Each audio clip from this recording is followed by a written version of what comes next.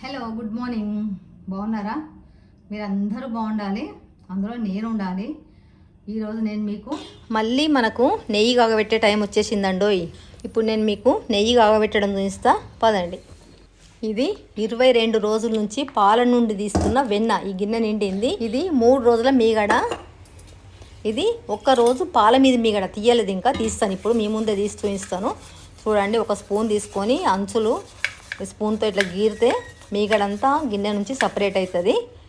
ఈ మీగడను 3 రోజుల నుంచి ఉన్న మీగడ డబ్బాలో వేసేస్తున్నా.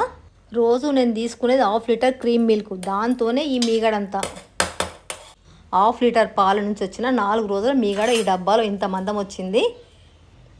దీన్ని ఇప్పుడు ఒక మిక్సీ జార్ తీసుకొని నీట్గా కడుక్కొని ఈ మీగడంతా మిక్సీ జార్లో వేస్తున్నా. చూడండి, మొత్తం వేసిన ఏం లేదు. డబ్బాకి మూత పెట్టేసి మిక్సీ పట్టుకొస్తా. చూడండి, మిక్సీ పట్టుకొచ్చిన మూత తీసి చూపిస్తున్నా మీకు. చూడండి, వెన్న ఎట్లా పడ్డది. పాల మీద వెన్న, మీగడ మీద వెన్న అట్లా వచ్చింది.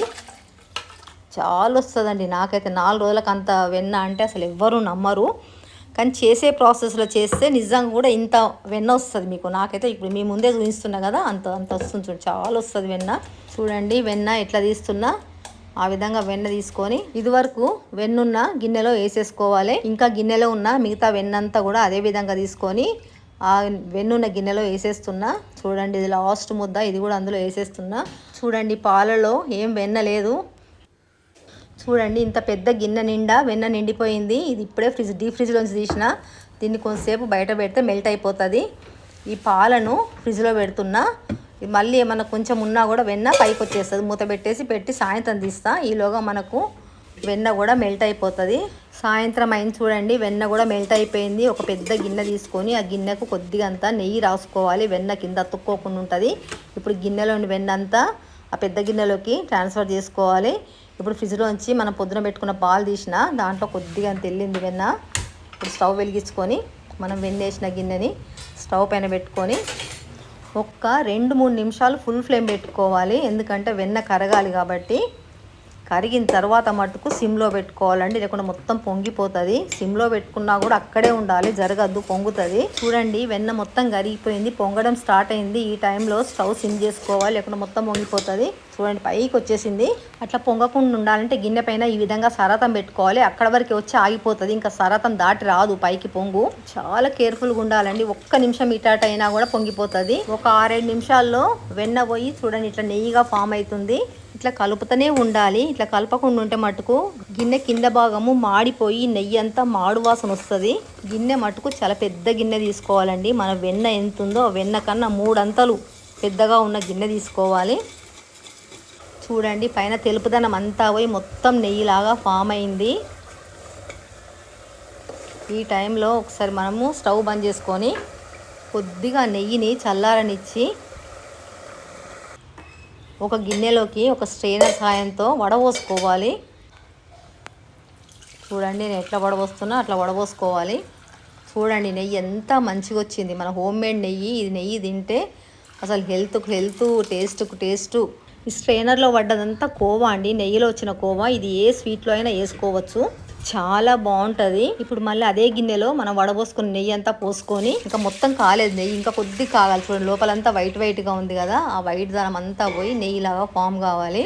అట్లనే పొయ్యి మీద నెయ్యి అయ్యేంత వరకు ఉంచితే కోవా అంతా మాడిపోతుంది. అందుకోసం కోవా కోసం అని మనం ఫస్ట్ నెయ్యి వడపోసుకోవాలి. కోవా తీసుకొని పక్కకు పెట్టుకొని మళ్ళీ అదే గిన్నెను స్టవ్ పైన పెట్టుకొని స్పాచులాతో కలుపుకుంటూ ఈ టైంలో ఒక 4 తమలపాకులను ఇప్పుడే తెంపుకొచ్చిన ఫ్రెష్గా వీటిని నెయ్యిలో వేసుకొని కాగబెట్టుకోవాలి. ఆల్రెడీ 2 ఇదివరకే వెన్న కాగేప్పుడే వేసిన, ఇవి మళ్ళీ 4 వేస్తున్నా.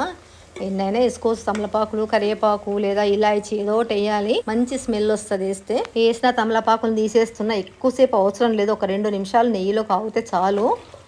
ఇంకంతా ఒకసారి మంచిగా కలిపేసుకోవాలి. చూడండి, కలర్ కూడా మారిపోయింది. ఇంకా స్టవ్ బంద్ చేస్తున్నా, అయిపోయింది నెయ్యి. ఎంత ఈజీ ప్రాసెస్ చూడండి, ఎవరైనా చేసుకోవచ్చు. ఈవెన్ కొత్తగా పెళ్ళైన పిల్లలు కూడా ఇంట్రెస్ట్ ఉంటే చేసుకోవచ్చు. అది కోవా అండి. ఆ కోవాలో ఉన్న నెయ్యి అంతా ఒత్తి తీసేస్తున్నా. ఈ కోవా అంతా తీసి ఒక బౌల్లో పెట్టుకొని మనం డీప్ ఫ్రిడ్జ్లో పెట్టుకొని మనకి ఎప్పుడు ఏ స్వీట్ చేసుకున్నా కూడా ఆ స్వీట్లో ఈ కోవా వేసుకోవచ్చు. ఈ కోవాతో చాలా టేస్ట్ ఎన్హాన్స్ అవుతుంది. ఇది ఎప్పుడు నేను నెయ్యి పోసే క్యాను. దీంట్లో ఉన్న నెయ్యి అంతా తీసేసి నీట్గా వాష్ చేసుకొని మంచిగా తడేమి లేకుండా తూడ్చుకొని ఇప్పుడు కాగబెట్టిన నెయ్యి అంతా క్యాన్లో పోస్తున్నా. ఎంత అయిందో చూపిస్తా మీకు. గిన్నె అంతా బ్లాక్ అయిందని ఏం భయపడకండి, ఈజీగానే పోద్దండి. ఇనుప స్క్రబ్బర్తో తోమితే ఉట్టిగానే పోతుంది అది.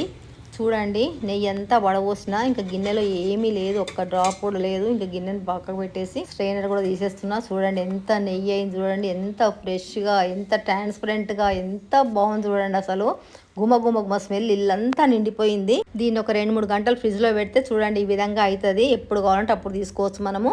ఓపికన్న తల్లులు, పిల్లల మీద ప్రేమ ఉన్న తల్లులు ఈ విధంగా చేసి పెట్టండి. పిల్లల హెల్త్ బాగుంటుంది. కొన్ని మటుకు నెయ్యి పెట్టకండి, అది ఒరిజినల్ నెయ్యి కాదు. వీడియో కనుక నచ్చితే లైక్ చేయండి, సబ్స్క్రైబ్ చేయండి, షేర్ చేయండి, గంట కొట్టి ఆల్ ఆప్షన్ పైన క్లిక్ చేయండి.